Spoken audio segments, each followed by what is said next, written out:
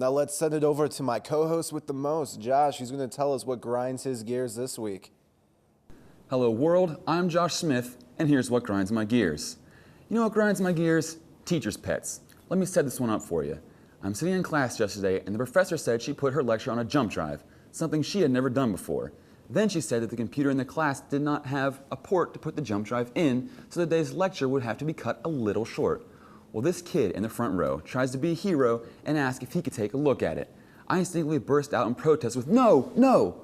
Of course, he finds the port, and the whole time this is going on, I'm thinking to myself, dude, what are you doing? We just had the opportunity to get out of an hour and 15-minute long class after only 20 minutes. I don't know about everyone else in class, but for one, I was tired, and when I heard we could be getting out of class a little early, I could already taste that power nap. Two, that Pop-Tart I had for breakfast was not very filling. I was hungry, Taco Bell was right across the street, and not only could I taste the aforementioned nap, I could also taste a Crunchwrap Supreme, and I wanted it in my belly. All of these things I could taste, all of these things I was yearning for were ripped away from me when this turd nugget in the front row decided he wanted to take a closer look. Fortunately enough for him, the computer did not recognize the device. And I say fortunately for him, because if that jump drive would have worked, I would have had some pretty not nice things to say to him. Let this be a lesson to anyone who comes across this situation.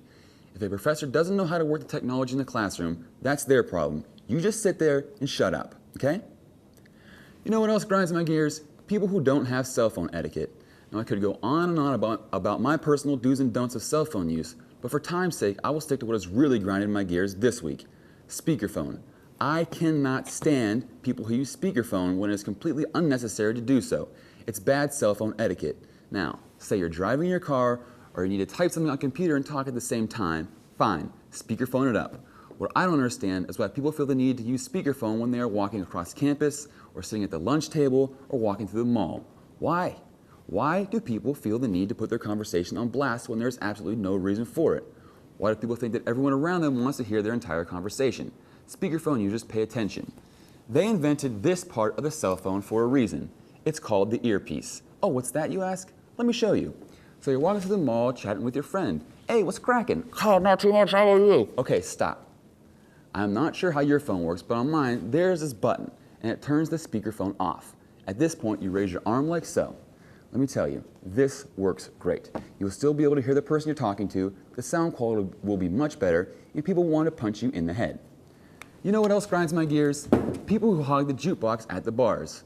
Now, I've only been of legal age for a few months, so my bar experience is very limited. However, I feel I have made enough visits and seen enough people hog the jukebox to know that they fall into the category of what grinds my gears. Now, I can think of numerous times when people at the bar were not very good about sharing the music picking experience.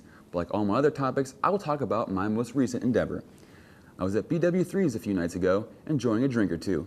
And most of the time I go to the bars, I have one song I have to play, which, in case you're wondering, is Let Her Cry by Hootie and the Blowfish. Anyway, I look over to the jukebox and see this couple who are clearly out of the age makeup in the bar at that time.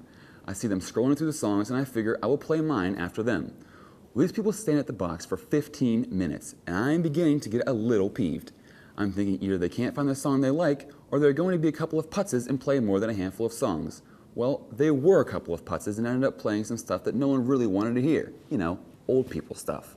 I just wanted to hear my beloved band, but no, I had to listen to their garbage first. And to top it all off, they left right in the middle of their crappy playlist. I was fuming. 45 minutes later, I got to hear my song, and all was right in the world. The point I'm trying to make is this. Please do not hog the jukebox, but if you truly feel the need to dominate the playlist, be sure to throw a couple Hootie and the Blowfish songs in the mix. Thanks. Well, that's what grinds my gears this week. I'm Josh Smith. Have a good one. Welcome back to Ken Focus. You know, one of the big issues facing college students is sex. And that's why we have our two street team girls, Tuli and Skipper, and their new segment, Talk Sex. They're going around the student center offering some advice. Let's see what they have to say.